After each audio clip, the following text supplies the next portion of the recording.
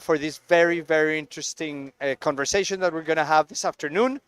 I want to thank the Government of Canada and the Department of Environment and Climate Change for their incredible support and leadership on the cross-cutting topic of gender equality. The partnership has been working on supporting countries strengthen gender components in their NDCs and implementation plans for a few years, but we realized at one point that it wasn't easy to mobilize that kind of support, and that for countries to be encouraged to do it more effectively, a specific pot of support would be very useful. And thankfully, Canada came forward with this, and we have been able to get some really interesting results out of this. Because at the end of the day, inclusive and equitable climate action has never been more important than it is today. Countries are being asked to double down on their commitments to the Paris Agreement with their new NDCs during a period of intense geopolitical uncertainty. And at the same time, what we're seeing is that commitments to social inclusion, sustainable development, and even women's rights are being called into question in many places. So innovative, gender-responsive climate solutions are emerging from NDC partnership members, resulting in prioritization of gender in project planning, cross-government strategy documents, and whole-of-government capacity building efforts. In response to this, dedicated support from implementing partners on gender equity has bolstered the efforts of leaders supporting governments to enshrine gender equality as a cross-cutting and long-term commitment within climate action. The leadership of NDC partnership members on this topic provides a clear example of the global community that committing to gender equality in climate action is not a box to check and that's it. No, a proven pathway to ensure climate efforts are sustainable over the long term. And this is something that has been embraced by most of our members, as our analysis has shown. So NDCs that incorporate gender are not only just more inclusive, they're also more actionable, they're more implementable, they're more realistic, because they reflect the needs, the priorities, and the opportunities that engaging on gender provide. We need to continue to build on the various positive examples we will hear from today to bring greater collective ambition on gender equity, sustainable development, and whole of society approaches to NDC implementation. So to get us started, it is my pleasure to introduce our co-host for today's event, Associate Assistant Deputy Minister for Strategic Policy and Interior Affairs at the Environment and Climate Change Canada, Mr. Michael Bonston, to offer Canada's perspective on their commitment to supporting gender equality and social inclusion in NDC planning and implementation. Thank you so much, Pablo. Can you hear me okay? Look, good afternoon, ladies and gentlemen, colleagues. It's such an honor to be here to join you today on behalf of Minister Julie de Brussen, who unfortunately was recalled back to Ottawa earlier this week. I'd like to first thank the NDC Partnership for hosting this event. Canada is deeply appreciative of your work to drive real progress on gender equality and climate action on the ground. As you said, Pablo, NDC partnerships are helping country and institutional members to support gender-responsive climate policies, including to deploy gender-based analysis in the design and implementation of NDCs. And you said it so well, it is not a box-checking exercise. For Canada, gender equality is a central pillar to effective climate action, and it's a powerful engine of inclusive progress. We know that women and girls in all their diversity continue to face harsh realities when it comes to climate impacts. When there's drought, for example, women and girls bear the burden of collecting water supplies, sometimes walking 10 to 15 kilometers a day. The routes can expose them to harassment or assault, and the hours spent walking can disrupt or end education. Climate change magnifies long-standing and structural gender inequalities. It can result in considerable consequences for women's health, well-being, and access to resources, as well as for their ability to participate freely and equally in societies. Conversely, closing gender gaps can have multiple benefits. It reduces poverty, improves agricultural productivity, builds more resilient societies, and enables women's full participation in the economy and green transitions. Canada implements Gender-Based Analysis Plus, or GBA Plus, in all its policy development domestically and its engagement internationally. Domestically, Canada uses GBA Plus as an analytical tool to assess how women, men, and gender diverse people may experience policies, programs, and initiatives. And Canada's use of gender responsive approaches goes beyond identifying differentiated impacts and responses. Its goal is also to actively promote gender equality, to move beyond awareness towards action as a key component of domestic climate policy making. And here at COP30, Canada is pushing for the adoption of a new, ambitious, and action-oriented Gender Action Plan under the UNFCCC. The Gender Action Plan is an opportunity to unite us in bringing real change to women's lives inside and outside the UNFCCC process and in all levels of decision-making. It can strengthen collaboration between local grassroots organizations, national governments, and international bodies. And it can enrich participation in these important conversations as well as the solutions that benefit us all. Gender equality is also at the heart of Canada's international assistance efforts. We've mandated that 80% of our climate finance projects integrate gender considerations. Closing gender gaps is not only the right thing to do, it is a strategic, economic, and environmental imperative. It fuels productivity, reduces poverty, and improves agricultural outcomes. It also enables women's full participation in the green transitions reshaping our economies. In short, gender equality builds greener, fairer, and more future-proof societies. Canada's $5 million contribution to the NDC, which we are so pleased to be a partner with you on, over the past 5 years is leading to concrete and encouraging results across regions, such as the development of national gender action plans and peer-to-peer exchanges to illustrate and replicate country success implementing gender equality initiatives. Canada looks forward to continuing its work to advance this imperative through deep and deliberate collaboration with partners worldwide. Because we know instinctively when women lead, climate solutions strengthen, and when their voices shape decisions, communities thrive. With that, I thank you very much for the opportunity to be with you today, and I apologize I will be leaving a little bit early for another event, and I really hate to do that, but I do hope you have a very productive conversation this afternoon, and thank you.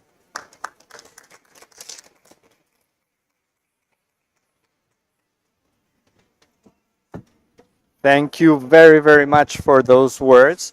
I just want to highlight that the support from Canada has enabled the partnership to directly support 12 countries with technical assistance and 39 with tailored support to enhance NDCs 3.0. So it's made a huge difference in terms of the implementation and the development of NDCs that include a gender lens.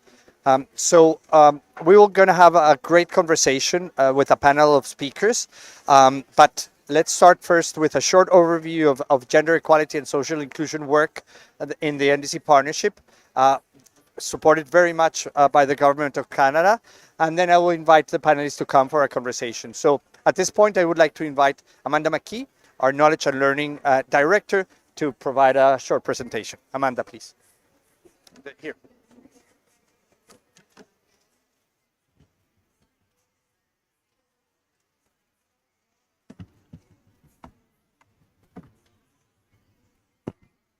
All right. Well, thank you, Pablo, and thank you, Michael, for those opening remarks. And what I wanted to do before we get into the conversation is just share a really high-level overview of what gender equality and social inclusion has looked like within the NDC partnership, some of the trends that we're seeing, and some of the ways that we're thinking about carrying this work forward over the next years. So what I'm showing on this slide is some analysis that we've done looking at the various COP30 presidency thematic axes. And we've looked at the types of requests for support that we've received. And so on this one, you can see for the thematic axes related to inclusive climate action, we've looked over the last 5 years of the NDC partnership, how countries have been requesting support on those particular topics. So you'll see the years on the horizontal axis and the number of countries requesting support each year on the vertical axis. And if you look at that sort of bright blue color in the middle there, that's gender equality. And you can see we went from quite low. I think there was 3 or 4 countries in 2021 requesting support, up to 37 countries who requested support in 2024 alone. Cumulatively, if you look over the entire course of the NDC partnerships over the last 9 years, we have 85 of our country members who've requested specific support related to gender equality. And very positive news as well is we have a wide range of partners who are providing support, who are providing technical expertise in this space. We have 109 partners that engage through the partnership specifically to provide gender-related support. Over the last couple of years, we've been focusing or providing targeted support, I should say, to the development of the NDCs 3.0. And through this work, we were actually able to support 52 countries to look at how they were integrating gender equality into their NDC development process.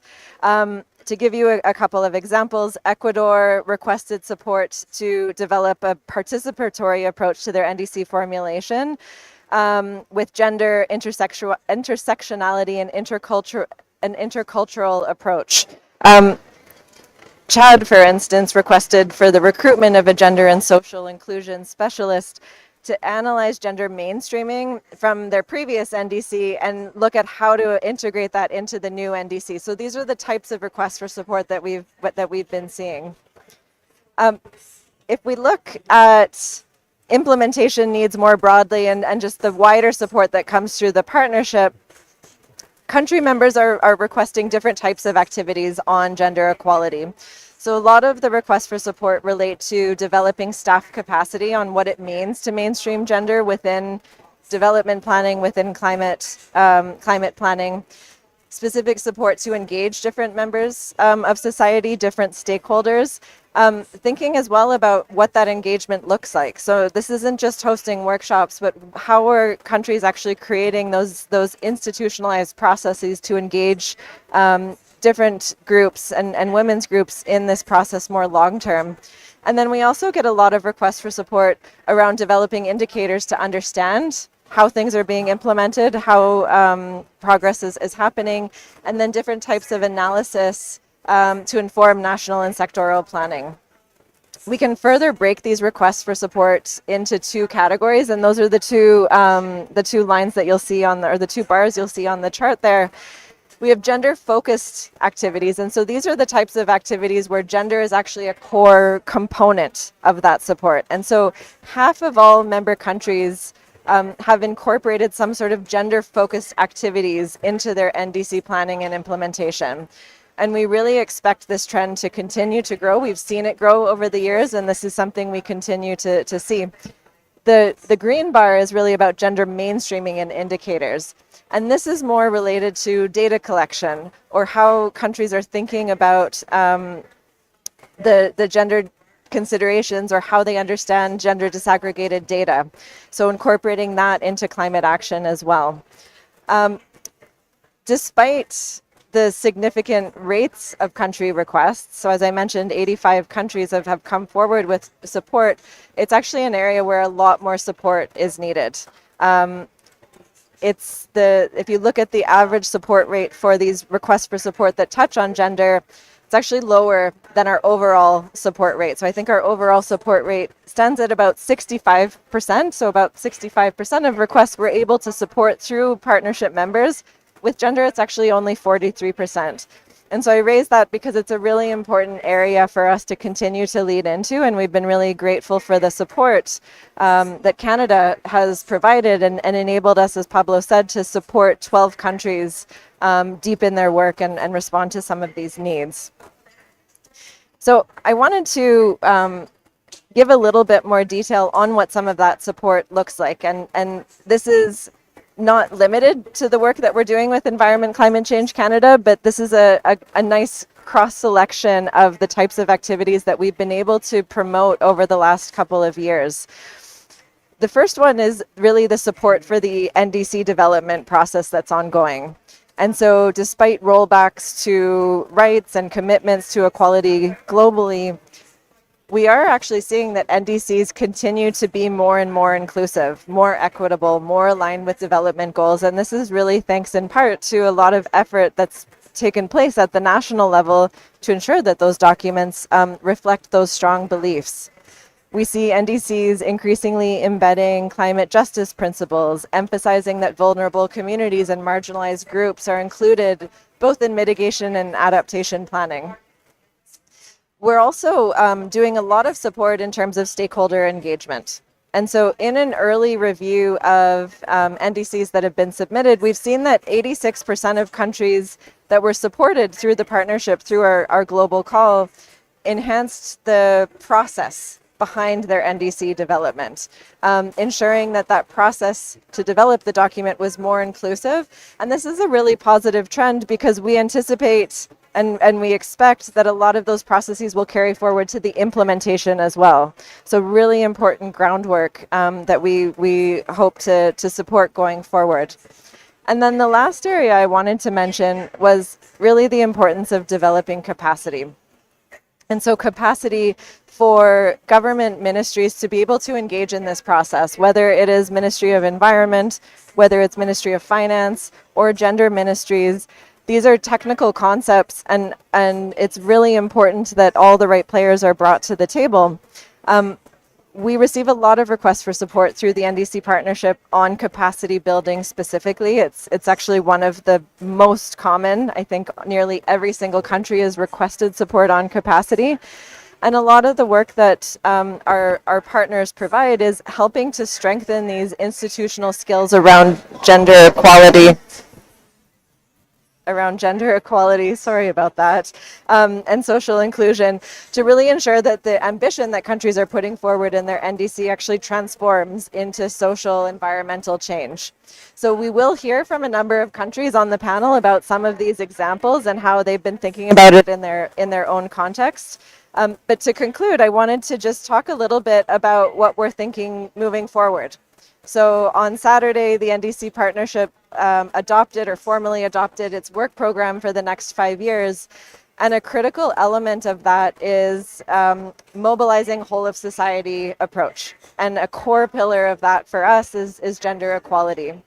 And so emphasizing how, I want to emphasize how critical this cross-cutting support and capacity building is to really deliver on climate commitments and ensure that we continue to raise ambition going forward. So through the work that the partnership will be doing, we'll really be looking at how do we address social inequalities within climate policies and long-term planning documents. How are we bringing technical expertise or building technical expertise within governments across ministries, across sectors to really strengthen those institutions and their engagement in climate action? How are we supporting countries to break down silos within government, but also with different partners, with different sectors? And then how are we supporting you to really build up the monitoring and tracking to ensure that you understand the impacts and can fix and can adjust them as needed? You understand what's working, you understand what isn't. And so we're looking to support these efforts to build capacity within governments, to raise ambition around whole of society and particularly gender responsive approaches. And so with that, I'm going to turn it back to Pablo. We're going to hear from a number of leaders in this space who are showing us how gender equality and climate action is really a proven pathway to ensure that climate efforts are sustainable over the long term, and really looking forward to this conversation. So Pablo, over to you.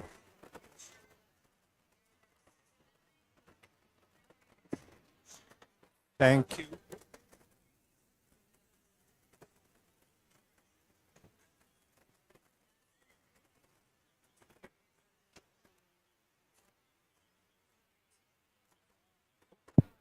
Thank you very much, Amanda.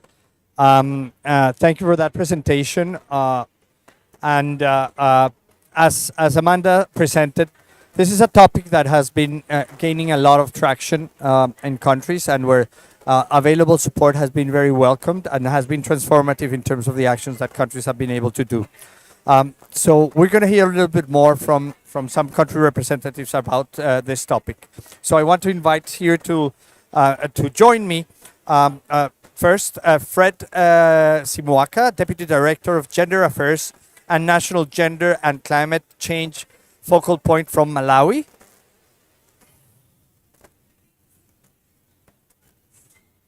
Thank you. Yvonne Yameogo, National Gender and Climate Change Focal Point from Burkina Faso, please. Adriana Bonilla Vargas, Director of Climate Change at the Ministry of Environment and Energy from Costa Rica. And Tatiana Escobar Fadul, Andean representative from Latin America and the Caribbean region at GGGI. Welcome again. So, I think that the experiences from countries and from institutions in moving this forward are a great complement to the conversation in terms of the presentation from Amanda and the perspective of Canada in terms of how to move forward this process. So let me start with you, Fred. Malawi's forthcoming National Gender Action Plan mainstreams inclusion and gender equality across sectors and levels of government. How does the GAP ensure high-level and sectoral ownership of measurable progress on gender equality and social inclusion goals in Malawi? Thank you very much for the question.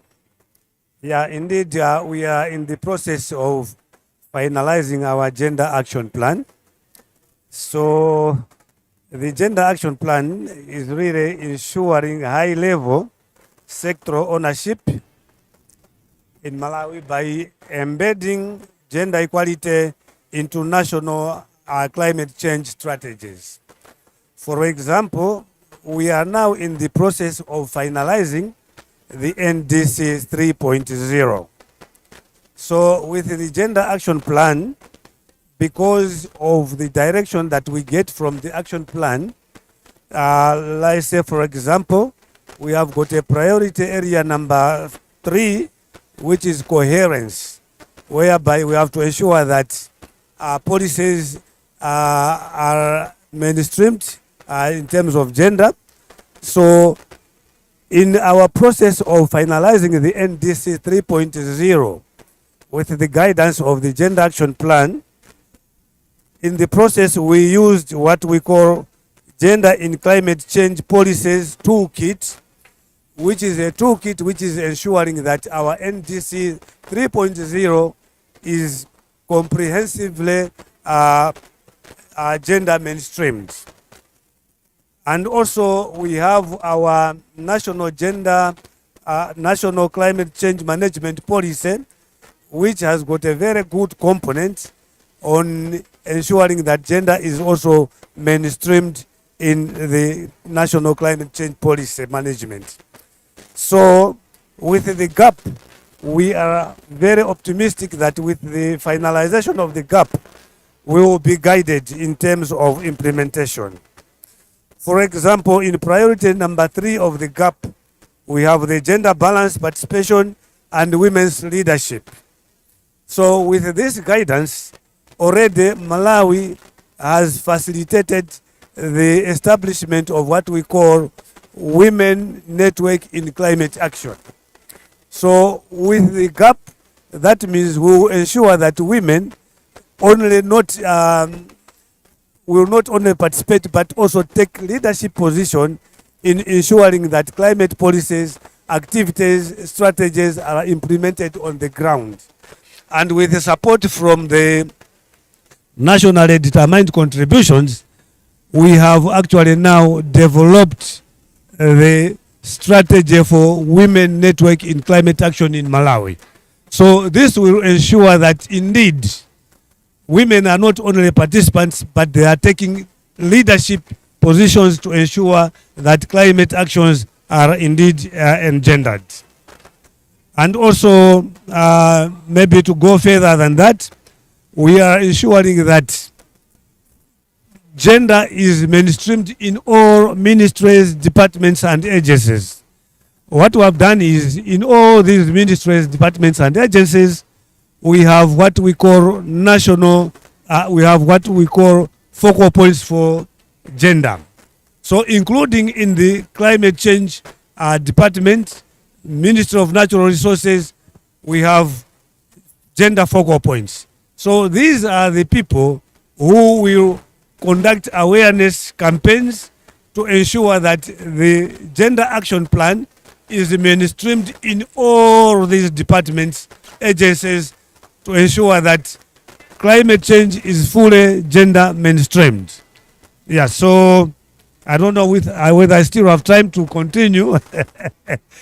Yes, right. So also in the gender action plan, we have the monitoring and evaluation. In most cases, gender mainstreaming is sometimes sugar-coated. But what we have done this time around is to ensure that the monitoring and evaluation includes statistics that are disaggregated by sex, but also by gender. So that when we are doing an evaluation of any implementation of activity in terms of gender, we have to point out how many women have benefited, how many young, maybe youth have benefited, disaggregated by sex, but also going further to disaggregate by gender, how the differentiated gender impacts have been influenced in terms of gender. How many women, persons with disabilities in terms of age, how have we benefited from the implementation of various interventions related to climate change? Yeah. So that's how we are seeing that the Gender Action Plan is going really to make a difference and influence in various MDAs and also bring ownership to everybody in the government and including private sector and the civil society organizations. Yeah, thank you. Thank you very much, Fred. And I think that having a clear strategy like your gender action plan that drives a comprehensive approach to this by embedding focal points in different ministries, by creating the toolkit, by bringing the policies is a critical and very successful activity. So congratulations on that effort from Malawi. Let me move to you, Yvonne. Burkina Faso's gender responsive assessment of the second and third NDC development process offer valuable insights on how gender commitments in high-level policies translate to project impacts. How will this exercise strengthen gender integration in the third NDC implementation process and the tracking of commitments? Ok, merci beaucoup. Je voudrais avant tout profiter de cette séance saluer cette opportunité au nom de ma hiérarchie et des hautes autorités de mon pays qui vraiment ne ménagent aucun effort pour la prise en compte du genre. Donc, il faut dire très rapidement que le processus d'évaluation et d'élaboration des contributions déterminées, notamment de la deuxième série des CDN révisées et l'actuelle en cours de validation CDN 3.0, cherche implicitement à garantir que les ambitions climatiques du Burkina Faso soient vraiment équitables.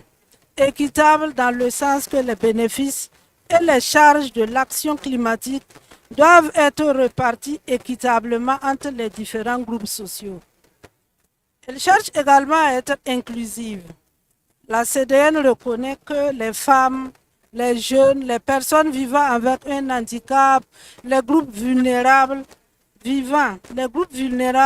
sont souvent les plus durement impactés par les effets des changements climatiques.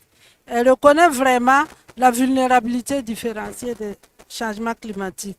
La CDN du Burkina Faso, dans son évaluation, cherche à aller d'une CDN transformative à une CDN transformationnelle, tout en s'assurant que l'objectif est d'aller au-delà de la simple réduction des émissions pour favoriser une transformation sociale et encore plus juste. Donc il faut dire que pour le Burkina Faso, l'évaluation sensible au genre agit comme un diagnostic rigoureux des phases précédentes. Je peux dire de la première phase à la deuxième phase, en partant de la troisième, qui vont permettre d'ajuster l'approche de la troisième phase sur plusieurs piliers, notamment la conception des projets et le renforcement du système de suivi.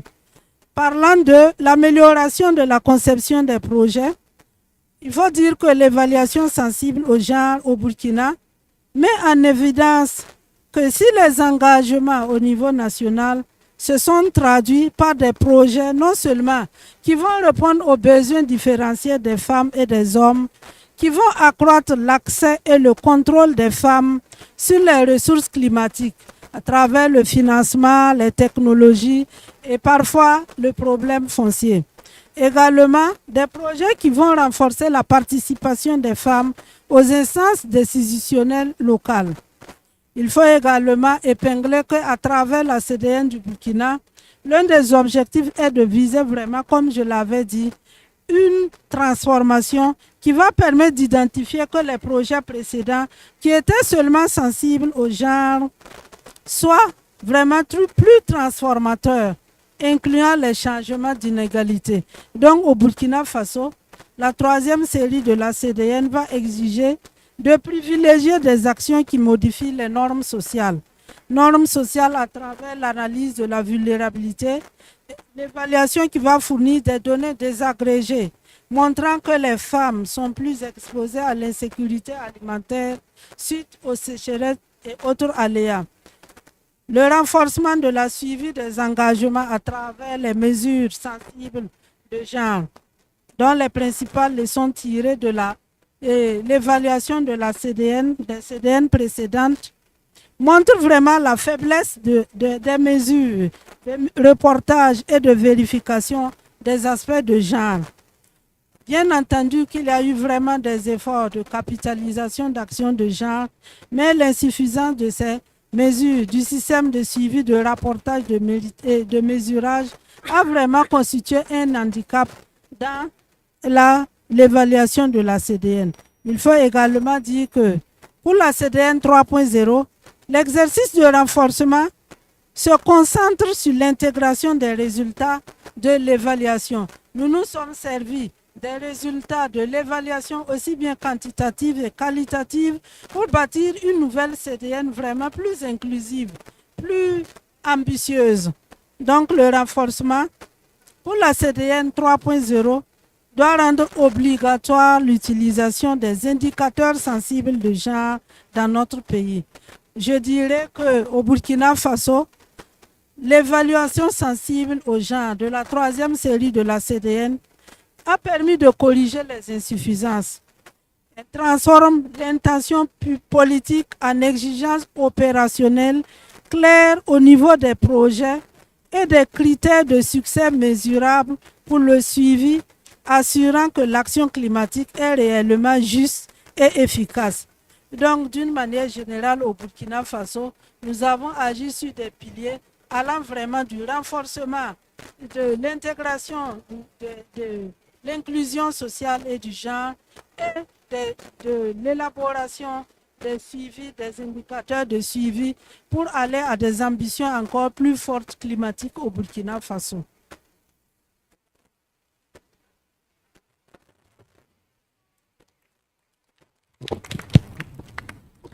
Thank you very much, and I think it's a great a great practice to evaluate progress and learn from previous efforts, and then bring this in the new efforts. That's a clear way of raising ambition, and ambition is measured in different ways. And I think this is a clear example of opportunities to raise ambition by bringing in the gender components and bringing in clear projects where women will have a critical leadership role. So thank you for that example. Let me move on now to Adriana. Costa Rica has a strong tradition of inclusive climate action. How have you ensured indigenous people's priorities are meaningfully reflected in the NDC 3.0, and what mechanisms are needed to sustain their ownership and meaningful participation in the whole process of implementing the new NDC? Thank you. First of all, I want to thank the Canadian government and NDC partnership because of the support they provide us with, so that we could arrange and carry on all the process of dialogue with these the indigenous communities of our territories. We have 24 indigenous territories in Costa Rica, and they correspond to different ethnicities. Some from the northern region of the country, some from the Pacific northern region, some from the Caribbean region, and also from the southern Pacific region. Although they represent only over 100,000, around 100,000 of our inhabitants, they are very well characterized culturally and ethnically, and they have been growing a lot as groups of their own political and cultural positioning. And since 2010, they've been developing a very important process with our government to establish their perspective of forest, meaning culturally, and forest management through RED Plus and through the environmental, forestal, and territorial plans. This kind of full name of plans, I don't know how to say it, because is due to when they start working on this, they provided different names to these planning tools. So as part of the discussion with us, they suggested it should include all their different perspectives. So environmental, territorial, and forestal or forestry planning. As part of this process, which has now reached 15 years of relationship with our government, they consolidated their positions, and they have agreed on having a set of mechanisms to work with the national government based on their monitoring and participation in relation to the subjects of the national agenda they accepted. So it means this process has specific forms of governance, which is particular to each of those territories. So in order for us to have their representation and their cosmovision and cosmogony through every environmental or territorial program or process, we included the different forms of governance they have in each territory. So they not only have different names for this governance in their own language, they constitute these bodies of governance differently. In some cases, you could say, we could express those as the group of elders, but also could express actually a specific forms of community arrangement, which is traditional for them. So all those different forms of governance are identified and are official for them to participate. And in some cases, one person represents different bodies, and those are accepted for those represented. So it's kind of complex, but also this knowledge we have now has allowed us to have a more fluent and easy way to manage all this agenda with them. This agenda includes the NDC. Based on this, we didn't need it to go through a whole consultation process as it's required by our law, since through RED Plus and these plans I have mentioned have established the requirement and the conditions these communities accept to talk with us, to have a dialogue with us on these sort of subjects. So, thanks to this, the help we receive, we have established this period of dialogue for our NDC. And we work with them so that we could have at least 2 representatives attending the national validation workshop from each territory to validate the contributions they have first accepted as community on each territory during the local workshops. So it was a huge effort for them and for us, considering that even even when we have a small country, if you compare, for example, with some of the countries of my colleagues here, we have a country with a lot of mountains, and some of these representatives and leaders have to work for 2 days so that they could reach the place of a workshop, a local workshop. One of the problems we faced is that the DSA for them, or not DSA as what we understand it, but at least the resources to pay, let's say, for a boat to cross the river, couldn't have a receipt to back these expenses. So we have to establish a peculiar way for them to get there, because in some cases they had to lose that day of work so that they could attend the workshop. In some communities, they even have to go out of Costa Rica's territory, get into Panama's territory, and come back to Costa Rica's territory to reach the point of gathering. So it's kind of complex. And of course, we encourage for them to include women leaders to attend those local workshops.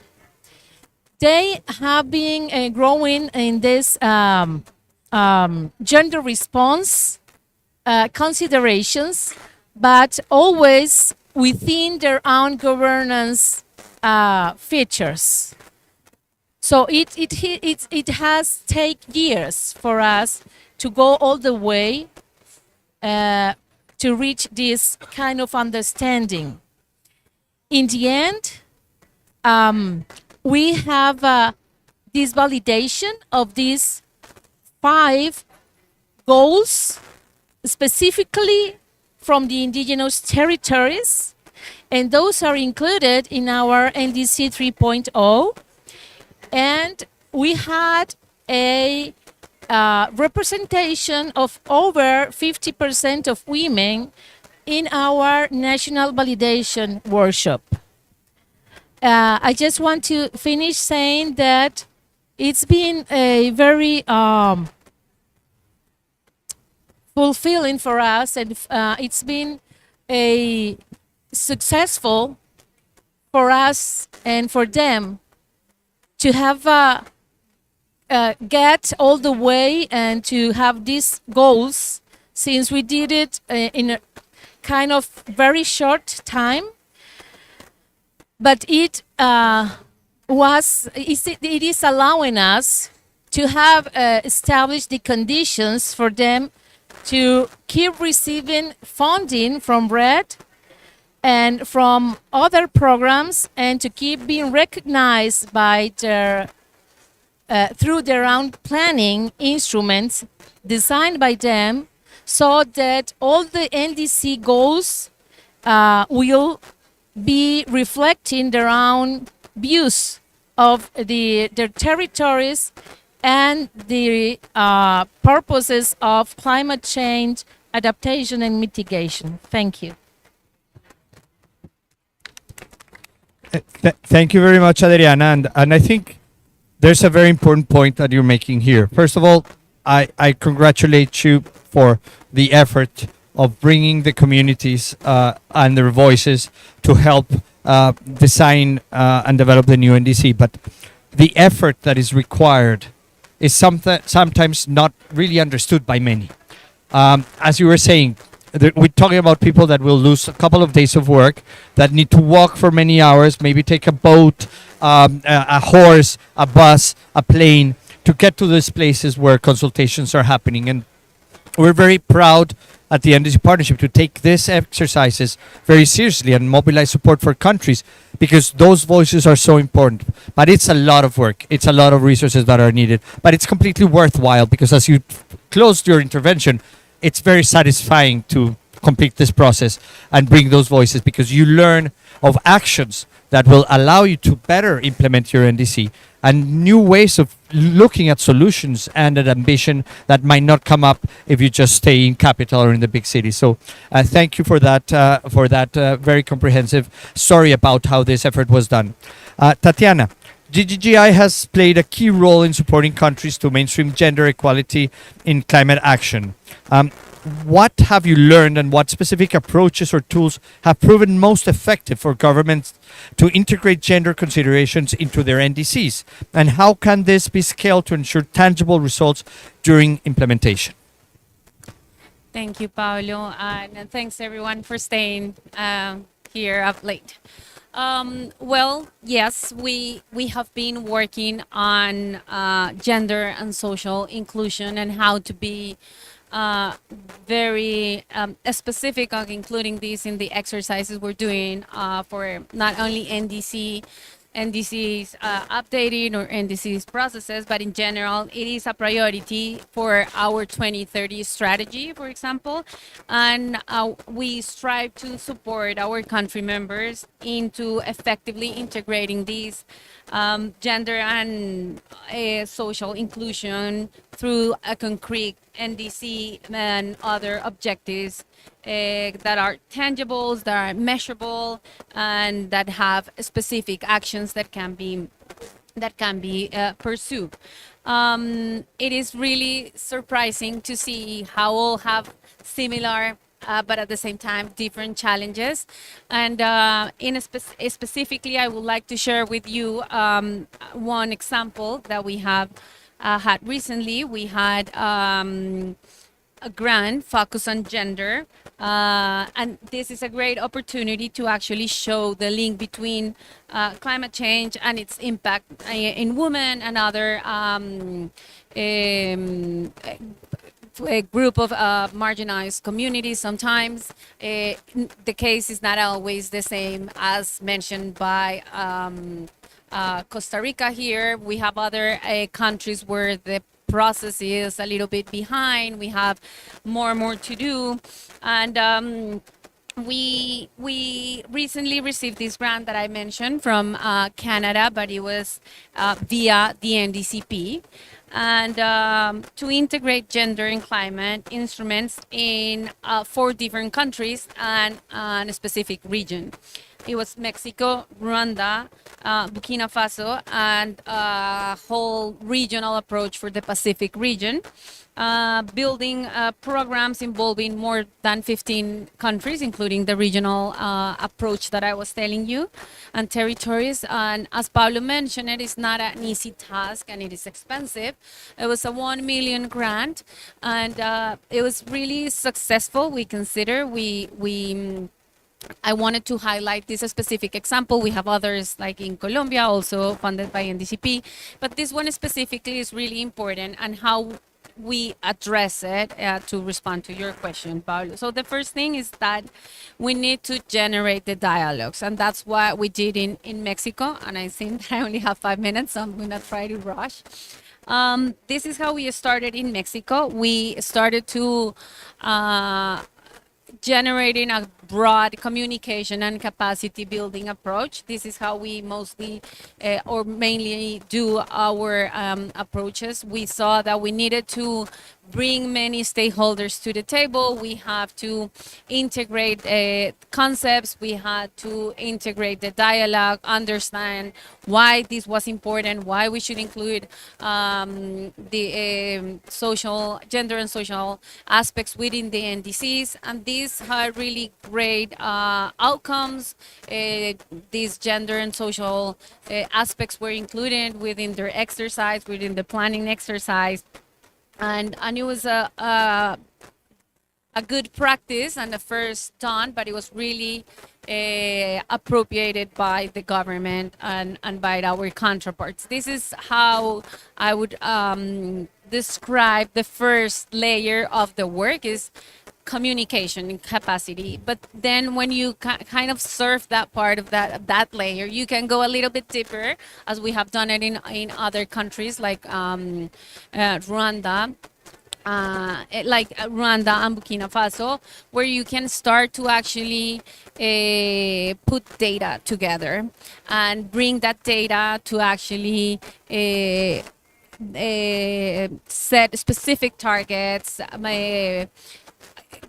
quantify how the efforts that the country is putting within the NDCP and the NDC and the NDC implementation is actually being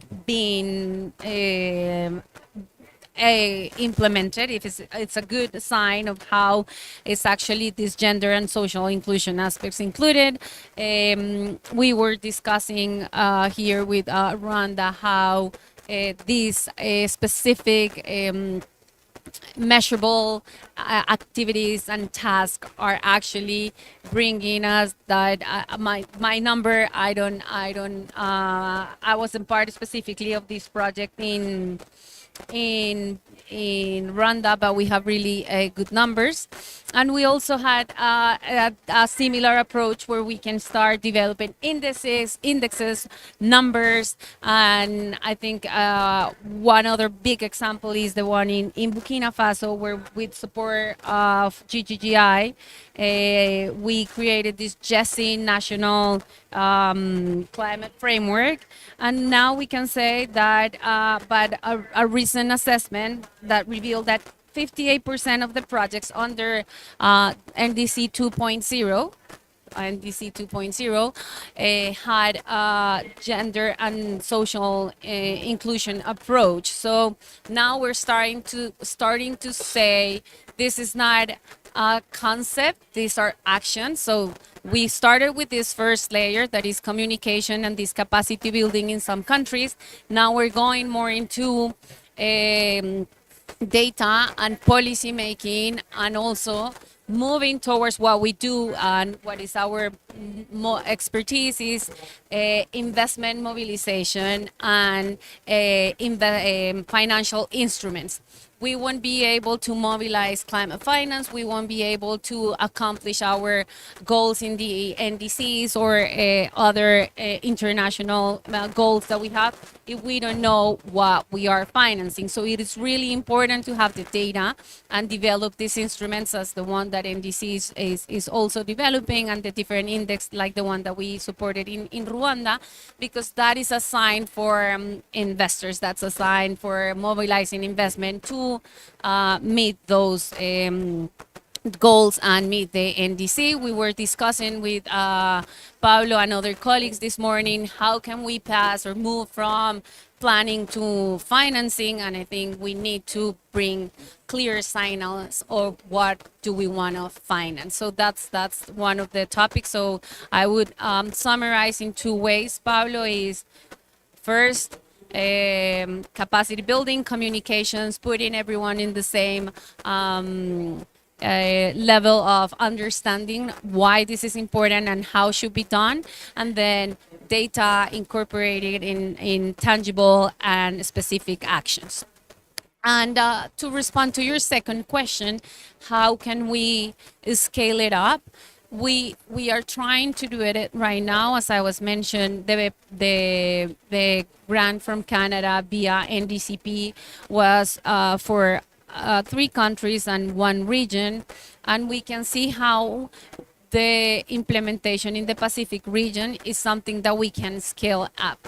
We have a lot of lessons learned, not only GGGI, but the ones that we were listening here, Costa Rica, for example, how hard it is to do these social dialogues with the communities. And we need to share this now with the lessons that we got from the implementation of this grant in these three countries and the Pacific. We're moving that to other countries where we operate, to other member states and member countries that are part of GGGI, to support this implementation, to apply the different tools, the index, the different instruments that NDC has also developed, NDCP has also developed. So I think that we cannot focus only on in one country. We have to take advantage and leverage the experience gained via, for example, this grant from Canada and other countries that have shown their experiences. So I think the only way to actually scale this up is by replicating what has been done, what we know that has been successful. And numbers like 58% is something. It's not what we want, but it's something, and we should try to move and scale it up. I know I'm past time, so go ahead. Thank you very much. I think that a lot of what you said summarizes what we heard from the other speakers in terms of the process of doing this. So I will not try to do a long wrap up because I think that was very, very useful. But I do think that it's very valuable to recognize a few elements. The first one is that each country is very different. And even though this is a priority for countries, the approach will vary significantly. It's something that requires a lot of resources, capacity, and as you said, no, you need to communicate, you need to build capacity, you need to have the right information, right analysis, do a stock take an analysis of what has worked, figure out a way to measure success and to learn from it, identify priority actions, and then that will allow you to mobilize the finance and the resources to move forward. So it is very important to do this in the right way. And that requires support, that requires capacity. And at the end of the day, it is something that is rewarding because that's an investment that will have clear returns. And one of the things that we have seen when analyzing NDCs that have been submitted, and we supported 101 countries in doing their NDCs, is that the quality of the NDCs and the processes through which they were developed have improved significantly. And that has led to ownership. That has led to more realistic targets. That has led to more implementable NDCs and more investable NDCs. And that's because of this kind of efforts, by including the right actors in the conversation, that bringing that whole of society approach to the development of the NDC that will allow it to be better implemented. So with these great stories about what countries are doing and with the great support that is being provided, I think we should reconvene a year from now to see how the NDCs 3.0 are being implemented and how this element this element of bringing strong gender elements into the NDCs is going to deliver more effectively on the NDCs, and it's going to bring more social and economic benefits than if not included. So thank you very much. I want to invite everyone to thank our panelists today, and with this we're closing the day. So thank you very much for joining us today.